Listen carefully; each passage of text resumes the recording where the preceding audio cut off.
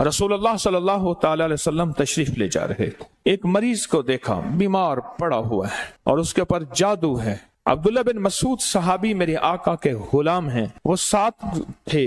आगे बढ़े और आगे बढ़ने के बाद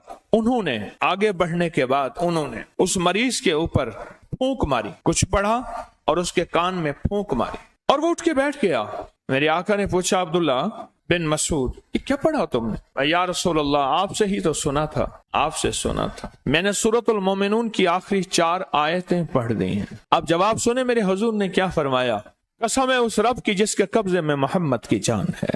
अगर कोई यकीन से पढ़े, बात यकीन की है, तो पहाड़ भी अपनी जगह से हट जाए, पहाड़ भी अपनी जगह से हिल जाए, पहाड़ भी अपनी जगह छोड़ दे, अगर कोई यकीन से पढ़े। और अजान, अजान पढ़ी जाती है, जहां अजान पढ़ी जाती है वहां बीमारियां जाती हैं, दुख जाते हैं, जादू जाते हैं, शैतान जाता है, निमरूद जाता है, फिरौन जाता है, हामान जाता है।